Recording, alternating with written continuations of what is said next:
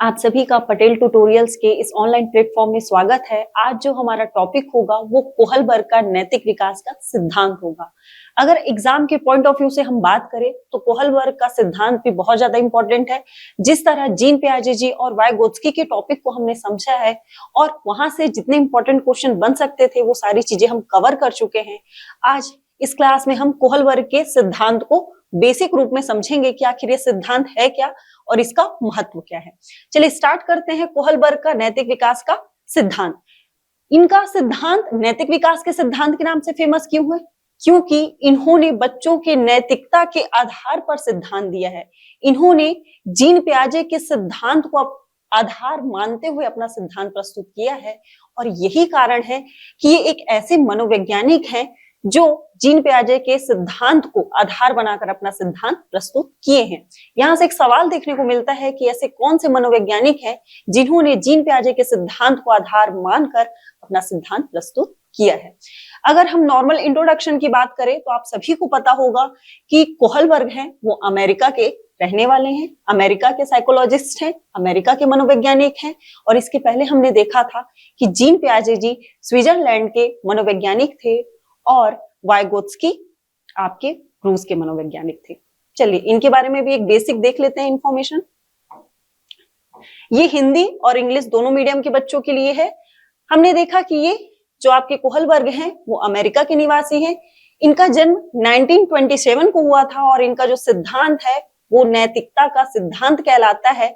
अगर पूरा नाम बात किया जाए तो इन्हें हम लॉरेंस कोहलबर्ग कहते हैं।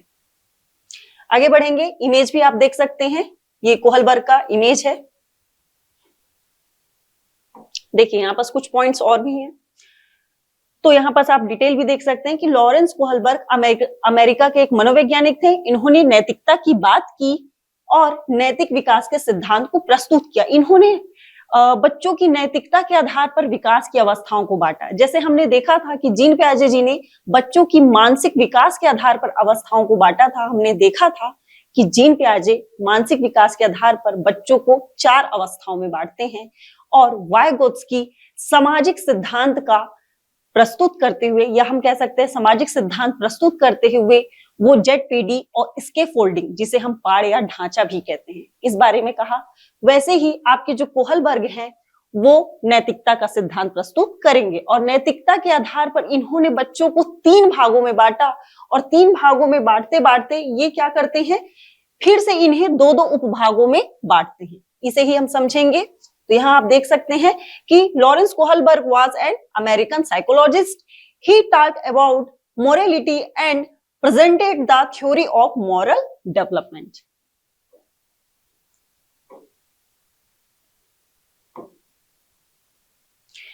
लॉरेंस कोहलबर्ग, जैसे कि हमने अभी पढ़ा कि लॉरेंस कोहलबर्ग ने क्या किया है, जीन पियाजे के सिद्धांत का अनुसरण करते हुए या उनके सिद्धांत को आधार मानते हुए अपने सिद्धांत को प्रस्तुत किया है।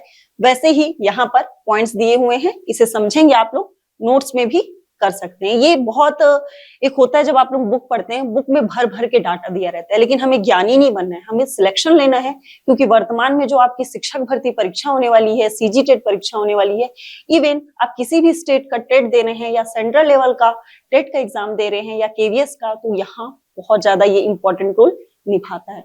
तो हमें वो पॉइंट्स देखने हैं जो एग्जाम के पॉइंट ऑफ व्यू से बहुत इंपॉर्टेंट हो। हमें ज्ञानी नहीं बनना है कि कंटेंट भरते जाए, नोट्स बनाते जाए। एक पूछा जाता है नैतिकता क्या होगी, नैतिकता की परिभाषा। तो हम सभी जानते हैं कि अगर हम अपना स्वार्थ देखे बिना किसी की मदद करते हैं तो वो क्या है, नैतिकता है, मोरालिटी को दर्शाता है। और दूसरा परिभाषा क्या हो सकता है, एग्जाम्पल अगर देखें, परिभाषा तो ठीक है कि हम बिना अपना स्वार्थ देखे हुए किसी का मदद कर रहे हैं या किसी का भला चाह रहे हैं। जैसे एक एग्जाम्पल ले सकते हैं कि ट्रेन सामने से आ रही है, ट्रेन की पटरी है, वहां पर से ट्रेन गुजर रहा है और थोड़ा सा भी चांसेस लगता है कि हम सामने वाले व्यक्ति को बचा सकते हैं क्योंकि उसका पैर फंस चुका है, तो हम क्या करेंगे, दौड़ के तुरंत अपनी जान की परवाह किए बिना उसकी मदद कर रहे हैं। तो ये भी क्या है, नैतिकता का एक उच्च एग्जाम्पल है, या कह सकते हैं एक उच्च स्तर का उदाहरण है। क्योंकि उस बच्चे ने या उस व्यक्ति ने क्या किया है, अपना स्वार्थ, अपना जान का कीमत देखे बिना उस इंसान की जान को बचाया है। तो ये हो गया आपका उच्च लेवल का नैतिकता या हाईएस्ट लेवल का मोरलिटी। यहाँ पर परिभाषा देखेंगे तो नैतिकता मानव मूल्यों की क्या है, एक प्रकार की व्यवस्था है और इसका उद्देश्य सामाजिक हित होता है। याद रखेंगे, नैतिकता का हित हमेशा समाज के लिए होता है। यह वो भावना है जो स्वार्थ की जगह अपनत्व की भावना क्या करता है, प्रदर्शित करता है। मतलब हम जब स्वार्थ नहीं देखते हैं बल्कि दूसरों का ही हम भला देखते हैं तो वो क्या कहलाता है, नैतिकता। अगर एक शब्द में कहा जाए तो अपनत्व की भावना ही आपकी क्या है, नैतिकता है। क्योंकि अपनत्व की भावना में हम बिना किसी प्रकार का भेदभाव किए, बिना मन में छल लाए हम क्या करते हैं, सामने वाले का भला चाहते हैं। तो ये हो गया आपका नैतिकता। अब देखिए लॉरेंस कोहलबर्ग क्या कहते हैं। लॉरेंस कोहलबर्ग कहते हैं कि जिस तरह से सही एवं गलत के बीच बच्चा अंतर कर पाता है या अपराध बोध की अनुभूति होती है, जब हम फील होता है ना कि शायद मैंने गलत किया, तो ये भी क्या एक छोटा सा नैतिकता का उदाहरण है। स्वयं को दूसरे व्यक्ति के स्थान पर रख कर देखना और जब दूसरे लोग कठिनाई में होते हैं तो उनकी मदद करना सीखते हैं, ये सभी नैतिक विकास के घटक हैं। कोहलबर्ग का ऐसा मानना है। एक एग्जाम्पल भी देख लेते हैं, एक स्टोरी देख लेते हैं। कोहलबर्ग करते क्या है कि वो बच्चों को कहानी बताते हैं और कहानी के माध्यम से वो बच्चों में नैतिकता के गुण को विकसित करना चाहते हैं। एक कहानी देखेंगे, यहाँ आप लोग भी ध्यान से सुनेंगे। जैसे यहाँ पास आपको एक महिला दिख रही होगी। महिला ने क्या किया, महिला यहाँ पर चोरी कर रही है, ब्रेड खाने के लिए चोरी कर रही है। अब ये बच्चा देखता है, यहाँ पर एक छोटा बच्चा आपको दिख रहा होगा, तो ये सोचता है कि चोरी करना तो पाप है, ये क्यों चोरी कर रही है, तो ये बोलता है कि ये गलत कर रही है। तो ये बच्चा क्या करता है, इस महिला का पीछा करता है, उसके पीछे पीछे जाता है। ये दौड़ते हुए, आप लोग इमेज देख सकते हैं, तो दौड़ते हुए पीछा करता है कि मैं भी देखूं कि आखिर ये कर क्या रही है। ठीक है, तो इस तरह जब बच्चा जाता है और अपने आंख से देखता है कि यहाँ पर ये महिला जिन्होंने चोरी किया है वो गरीब बच्चों को खिला रही है, खाना देख रही है, तब बच्चे को समझ में आता है तो ये सही है, कभी कभी चोरी करना भी सही है। हमने पढ़ा ना कि लॉरेंस कोहलबर्ग ने कहा कि सही और गलत के बीच जब आप क्या कर पाते हैं, एक बीच का रास्ता निकाल पाते हैं। आप पढ़ेंगे नैतिक दुविधा और तर्कता, ये आएगा एक सेंटेंस। तो इस वक्त क्या होता है, बच्चे को ध्यान आता है कि नहीं इसने ठीक किया। अगर चोरी करने से किसी का भला होता है तो चोरी करना सही है। तो ये एक थी छोटी सी स्टोरी और यहाँ पास आप लोग देख सकते हैं और बच्चा खुश हो जाता है और उसे गर्व होता है कि वो सोचता है कि अगर किसी की मदद करने के लिए मुझे चोरी करना पड़े तो मैं कर लूंगा।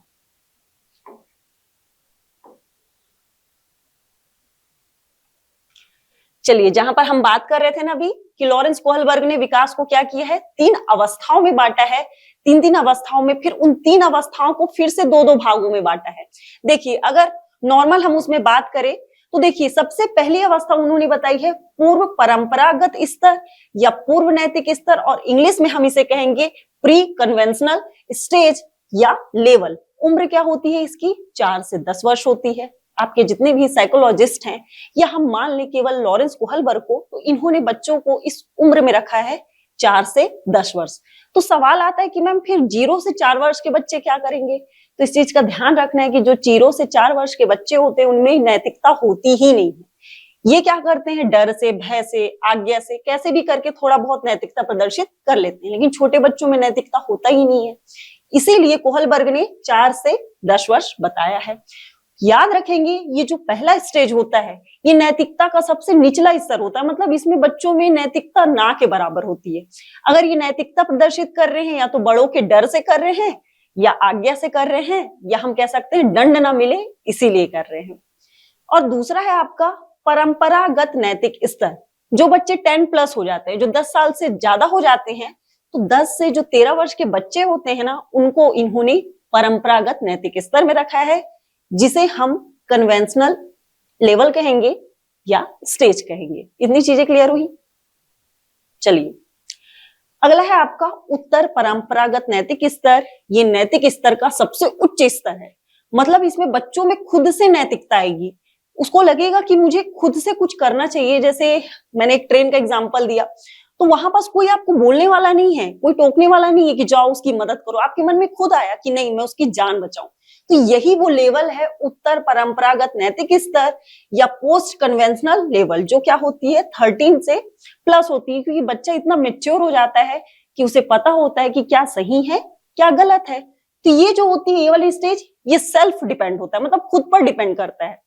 ये जो सेकंड वाला स्तर है वो समाज पर, हमारे आसपास का जो इन्वायरमेंट जैसा होगा, जैसा हम समाज से सीखेंगे नियम को, वैसे ही हम नैतिकता प्रदर्शित करेंगे।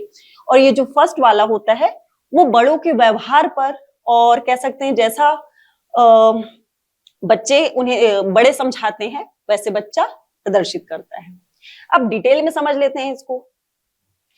आज केवल एक समझते हैं, ठीक है, इसको देखेंगे ध्यान से। सबसे पहला आता है आपका पूर्व परंपरागत स्तर, या हम इसे कहेंगे प्री कन्वेंशनल स्टेज। जैसा कि हमने पढ़ा कि इसमें किसी बच्चे की उम्र क्या होगी 4 से 10 होगी। इसमें बच्चा बहुत ज्यादा क्या होगा, सही गलत का पता नहीं होगा, छोटा है मासूम है, उसे पता ही नहीं है कि क्या सही है क्या गलत। एक इमेज के थ्रू समझेंगे, पॉइंट्स हम देखेंगे ही, पर एक इमेज देख लेते हैं, इससे आप लोगों को चीजें क्लियर हो जाएंगी, फिर हम उस पर जाएंगे कंटेंट पर। जैसे यहां पर आप देखिए ये दो बच्चे क्या हैं, आपस में बुरी तरीके से झगड़ा कर रहे हैं। क्योंकि ये बच्चे जो है 4 से 10 वर्ष के बीच में है, इन्हें पता ही नहीं है कि मारना पीटना सही है गलत है। तो ये क्या कर रहे हैं, आपस में झगड़ रहे हैं। फिर कोई बड़ा व्यक्ति आता है, इन्हें डांटता है और बोलता है कि बेटा मारना गलत है, किसी को हर्ट करना गलत है, ये आपकी नैतिकता के खिलाफ है। तो ये बच्चा सोचता है कि हाँ, किसी को मारना, चोट पहुंचाना या गाली देना गलत है। तो यहाँ पास बच्चे में नैतिकता किससे आई, बड़ों के व्यवहार से आई। तो यहाँ याद रखेंगे पूर्व परंपरागत नैतिक स्तर होता है, जो बच्चों में नैतिकता होती है वो पूर्णतः बड़ों पर निर्भर करती है, उनके व्यवहार पर निर्भर करती है। अब कुछ पॉइंट्स भी देख लेते हैं, यहां देखेंगे। इसे बाल्यावस्था के रूप में भी जाना जाता है। ये जो स्टेज होता है ना पूर्व परंपरागत स्तर, जिसे हम प्री कन्वेंशनल स्टेज कहते हैं, जिसमें किसी बच्चे की उम्र 4 से 10 वर्ष होती है, इसे बाल्यावस्था क्यों कहते हैं, क्योंकि हमने पढ़ा है कि ओवरऑल जो बाल्यावस्था होती है जीन पियाजे के सिद्धांत के अनुसार वो 2 से 12 वर्ष की होती है। फिर हमने क्या किया था, बाल्यावस्था को 2 भागों में तोड़ा था, एक तो 2 से 7 और एक 7 से 11 या 12। तो इसीलिए ये क्या है, आपके बीच का स्तर है, मतलब 4 से आपका 10, मतलब बीच का स्तर है, इसलिए इसे कंप्लीटली बाल्यावस्था कहा गया है या चाइल्डहुड स्टेज कहा गया है। तो यहाँ पास लिखा हुआ है this is also known as childhood stage. अगला है, इसमें नैतिकता का अभाव देखने को मिलता है, अर्थात यह नैतिक चिंतन का सबसे निचला स्तर है। सवाल पूछा जाता है कि कोहलबर्ग के सिद्धांत के अनुसार नैतिकता का सबसे निचला स्तर कौन सा है, तो ध्यान रखना है पूर्व परंपरागत नैतिक स्तर, जिसमें किसी बच्चे की उम्र 4 से 10 वर्ष होती है। यहां पर देखेंगे there is a lack of morality in it, that is it is the lowest level of, आपका जो मोरल थिंकिंग होता है उसकी बात कर, सबसे लोएस्ट मोरल थिंकिंग होती है। मतलब बच्चा इसमें समझ ही नहीं पाता है कि क्या सही है क्या गलत है, चाहे आप कितनी भी कोशिशें कर ले। अगर कोई बच्चा अच्छा व्यवहार कर रहा है ना बहुत ज्यादा एकदम, तो समझ लीजिए या तो वो दंड या भय से कर रहा है या तो आपका आज्ञा। बाकी ऐसा नहीं है कि उसमें अपने से आता, अपने से नहीं आता। स्टेज ही ऐसा है कि वो खुद से ला ही नहीं सकता, इसका ध्यान रखेंगे। अगले पॉइंट्स पर ध्यान देखेंगे। यहाँ पॉइंट्स आप देखेंगे ना तो चीजें क्लियर हो जाएंगी। यानी कि बच्चों को सही गलत के बारे में पता नहीं होता है, ये एक ऐसी अवस्था होती है पूर्व परंपरागत नैतिक स्तर, जिसमें बच्चों को सही गलत के बारे में पता ही नहीं होता। इस अवस्था में नैतिक तर्कता, क्या सही है क्या गलत है, ये हम तर्क लगाते हैं ना, वो एकदम 0 लेवल पर होता है, जिसे हम मोरल रीजनिंग कहते हैं। दूसरे लोगों के मानकों के अनुसार होता है। जैसा कि हमने समझा कि जब बड़े आकर डांटते हैं कि बेटा लड़ना झगड़ना गलत बात है, किसी को मारना पीटना बहुत गलत बात है, ये आपके नैतिकता के खिलाफ है। तो ये वही है कि ये दूसरों में निर्भर करता है। अगर बड़े बोलते हैं कि हाँ हाँ मारो पीटो, तो बच्चों को लगेगा कि मारना पीटना अच्छा है, लेकिन हम क्या करते हैं, बच्चों को डांटते हैं, तो बच्चा समझता है किसी को मारना पीटना गलत है। तो ये जो हमारी नैतिकता है वो किस पर निर्भर हुई, ये हमारे बड़ों पर निर्भर हुई, जो हमारे बड़े बुजुर्ग होते हैं, कोई भी बड़ा, वो उनके मानकों पर, उनके स्टैंडर्ड्स पर, या हम कह सकते हैं उनके सिद्धांतों पर निर्भर होता है। साथ ही नैतिकता व्यवहार के माध्यम से आती है। बिल्कुल, हमने बच्चों को, जैसे घर में जो बड़े होते हैं ना, हम देखते हैं कि जब कोई बड़ा आता है तो हम अपना चेयर छोड़ देते हैं, तो सेम बच्चा भी वही देखता है, वो सीखता है। घर का जो व्यवहार होता है ना, उनसे उनके अंदर नैतिकता आती है, वो व्यवहार के माध्यम से नैतिकता आती है। तो याद रखेंगे, पूर्व परंपरागत जो नैतिक स्तर है, उसमें बच्चों में जो नैतिकता आती है वो व्यवहार के माध्यम से आती है। तो ये क्या हो गया आपका पूर्व परंपरागत नैतिक स्तर। इसमें उम्र क्या होती है, तो उम्र याद रखना है 4 से 10 वर्ष। ये नैतिकता का सबसे निचला स्तर होता है, क्योंकि बच्चों को नैतिकता के बारे में पता नहीं होता है, इस चीज का ध्यान रखना है। ये इंग्लिश वाले भी देख लेंगे, ये इमेज से हमने समझा इसे। अब देखिए, इसके 2 प्रकार हैं। हमने देखा ना कि जो पूर्व परंपरागत नैतिक स्तर है, हमने स्टार्टिंग में ही पढ़ा था कि कोहलबर्ग ने 3 सिद्धांत दिए हैं और तीनों सिद्धांत को 2-2 भागों में बांटते हैं। तो पहला है आपका आज्ञा और दंड की अवस्था, पनिशमेंट एंड ओबीडियंस, आपका ओरिएंटेशन। इसमें क्या हो रहा है, इसमें ये हो रहा है कि बच्चा अगर नैतिकता प्रदर्शित कर रहा है, या तो आज्ञा के उसमें से करेगा कि जैसे पापा ने कहा है कि 4 बजे घर आपको आना है, मतलब आना है, मतलब वो नैतिकता प्रदर्शित कर रहा है, वो डिसिप्लिन दिखा रहा है। या तो होमवर्क वो कर रहा है, किस डर से, दंड के डर से कि कहीं मुझे मार ना पड़ जाए, तो इस तरह की चीजें हैं। दूसरा है आपका आत्म अभिरुचि या प्रतिफल अभिमुखता। इसे हम कहते हैं क्या, सेल्फ इंटरेस्ट कहते हैं। ठीक है, सेल्फ इंटरेस्ट में हम पढ़ते हैं कि ये इनके साथ कोई जैसा व्यवहार करेगा, ये बच्चे उनके साथ वैसा ही व्यवहार करेंगे। टिट फॉर टैट, जैसे के साथ तैसा, ये वाला एटीट्यूड इन बच्चों में देखने को मिलता है। चलिए, आज्ञा और दंड की अवस्था अगर बेसिक हम समझे तो आज्ञा और दंड की अवस्था क्या होती है, इसे समझ लेते हैं, फिर हम पॉइंट्स पे जाएंगे। पहले इमेज के थ्रू समझेंगे। जैसे कि हमने अभी देखा कि अगर कोई बच्चा होमवर्क कर रहा है तो वो आज्ञा से या दंड के भय से कर रहा है। लेकिन अभी हम जिस स्टेज में हैं, हमारे अंदर खुद से ये चीज आती है कि नहीं, हमारे मम्मी पापा ने हमारे लिए इतना कुछ किया है, नैतिकता ये कहता है कि हम भी उनके लिए कुछ करें, तो ये हमारे अंदर खुद से आ रहा है, इसलिए हम पढ़ रहे हैं। इनके साथ ऐसा नहीं है, मैं होमवर्क नहीं करूंगा तो मुझे मार पड़ेगा, ये वाला सिद्धांत है। दूसरा, यहां पास क्या कर रहे हैं, ये बच्चे खेल रहे हैं, ये भी सेम है। जैसे कह दिया गया कि आप इस ग्राउंड से बाहर नहीं जाओगे, तो बच्चा क्या कर रहा है, आज्ञा का पालन कर रहा है, तो ये क्या हो गया, दंड एवं आज्ञा वाला हो गया। और आत्माभिरुचि में क्या होगा, टिट फॉर टैट। अगर किसी ने उसकी बॉटल तोड़ दी या पेंसिल तोड़ दी, वो क्या करेगा, उसका भी तोड़ देगा।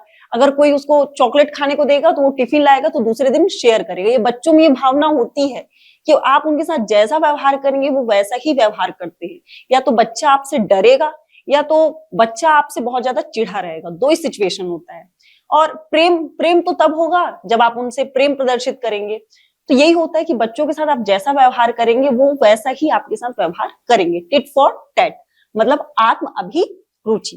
तो अगर हम जाए उस पर, तो ये हो गया आपका आत्म अभिरुचि। तो यहाँ देखेंगे ध्यान से, ये तो हमने अभी क्या पढ़ा कि पूर्व परंपरागत नैतिक स्तर के 2 चरण हैं, एक तो आज्ञा और दंड की अवस्था, दूसरा आत्म अभिरुचि प्रतिफल अभिमुखता। आज के लिए इतना ही, आगे हम डिटेल में पढ़ेंगे। और ध्यान रखेंगे कि आज हमने क्या पढ़ा। आज हमने देखा कि कोहलबर्ग जो अमेरिका के रहने वाले हैं, इन्होंने जीन पियाजे के सिद्धांत का अनुसरण करते हुए या आधार मानते हुए अपने सिद्धांत को प्रस्तुत किया और बच्चों के नैतिक विकास के आधार पर अवस्थाओं को बांटा। इसीलिए इनके सिद्धांत को अवस्था का सिद्धांत भी कहते हैं। दूसरा, हमने ये समझा कि ये अपनी अवस्थाओं को 3 भागों में बांटते हैं और तीनों जो अवस्थाएं उनको फिर से 2-2 उपभागों में बांटते हैं। पहली अवस्था जो बड़ों के व्यवहार पर निर्भर करती है, दूसरी अवस्था जिसमें बच्चा बड़ा हो जाता है 10 से 13 वर्ष, वो समाज के व्यवहार पर निर्भर करती है, समाज पर। और तीसरा जो उच्च स्तर पर होता है, जिसे हम क्या कहते हैं, उत्तर परंपरागत नैतिक स्तर, जिसमें बच्चा 13 साल से ऊपर हो जाता है, उसके अंदर स्वयं से नैतिकता आती है। कल की कक्षा में हम और डिटेल से समझेंगे। आज के लिए इतना ही। पढ़ते रहें, बढ़ते रहें। Thank you.